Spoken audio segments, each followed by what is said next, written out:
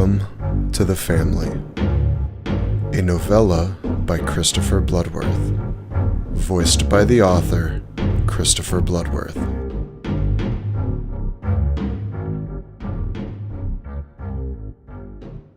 Chapter 4, Part 2. Jesse jerked away from the warm belly and lost his balance. His toes came up off the step they were on and his heels began to slip.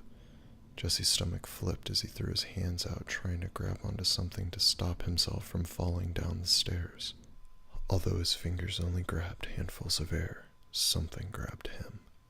Jesse felt the hand even before it clamped down around his throat. He stopped moving and tried to scream out, but he couldn't breathe.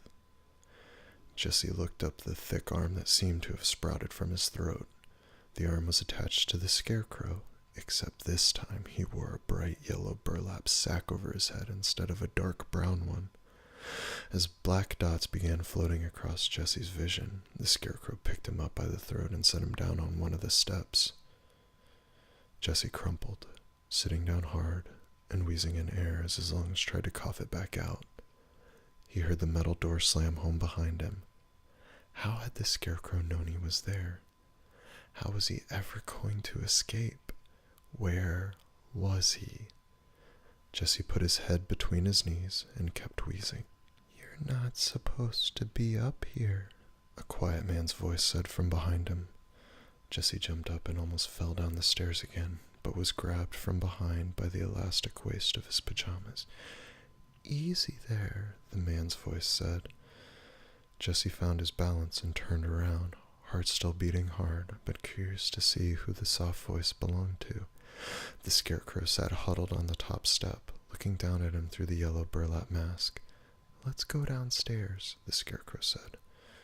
"We can talk down there, and we won't get in trouble." "Who are you?" Jesse said, bringing his hand up to rub at his throat. It burned from where the man had clamped down so hard. The scarecrow just shook his head. "I'm sorry about that. I didn't mean to grab your throat. I was just trying to catch you, and that was the only thing I could grab."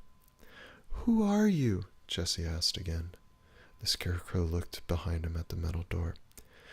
"We should go downstairs first. You don't want to get in trouble." Jesse frowned, but he walked down the stairs. At the bottom, he turned around and looked up to see the scarecrow putting a combination lock through the handle. The scarecrow finished up and turned around. When he saw that Jesse was looking up at him, he shrugged and said, "Rules are rules." Jesse didn't say anything. He walked to the bed and sat down on it. The scarecrow came down the steps in quick, almost floating steps. He came into the light and sat down on the bottom step, stretching his legs out in front of him, crossing them, and leaning back against the stairs. Neither he nor Jesse said anything for a long time. Jesse just stared at him, trying to see his eyes. But like the dark brown mask, this bright yellow mask, mustard-colored really, didn't allow him to see the eyes of the scarecrow. Jesse finally broke the silence. "Who are you?" "I'm Yellow." The scarecrow held out his hand. "Pleased to meet you." Jesse stayed where he was, ignoring the hand.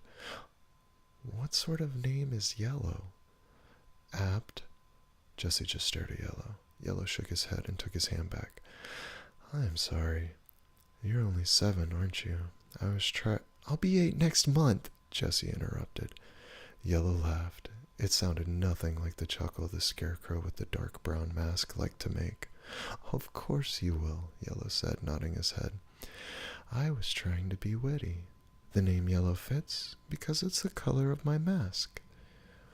"Who are you, though?" Jesse asked, feeling the tears threatening to come back. "Why am I here?" "Ah," Yellow said, crossing his arms across his chest. "You're here to grow up."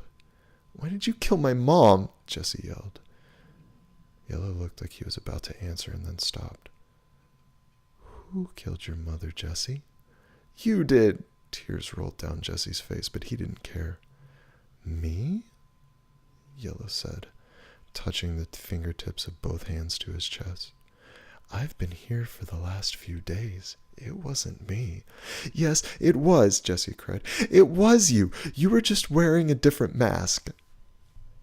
"Ah," Yellow said, rubbing his mask with his right hand. Now, what color was the mask you saw? Brown, Jesse said. Brown, Yellow said. No, I don't think so. Brown was here with me. Are you sure it was brown? Yes, it was dark brown. Dark brown. That's different. That's chocolate, Yellow said. Then he cupped his hands around the mouth hole of his mask like a little kid whispering into his best friend's ear. He's not very nice. You're chocolate, though, Jesse said. I'm yellow. I would never do something mean like that. You and Chocolate are the same person, though, aren't you? Jesse asked. It felt like everything was spinning too fast, like nothing made sense anymore. No, Jesse, I'm yellow, and chocolate is chocolate, and brown is brown. Jesse just stared. It's all right, Yellow said, standing up. It happens a lot in the beginning. What happens? Confusion, Yellow said.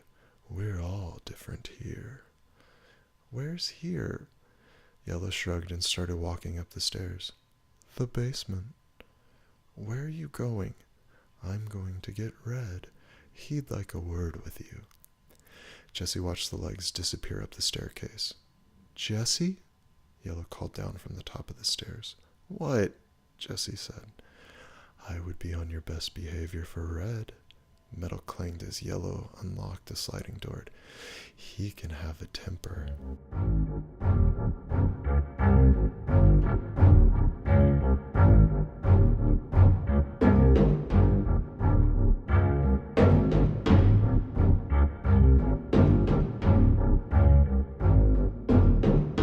Welcome to the Family, a novella by Christopher Bloodworth, voiced by the author, Christopher Bloodworth.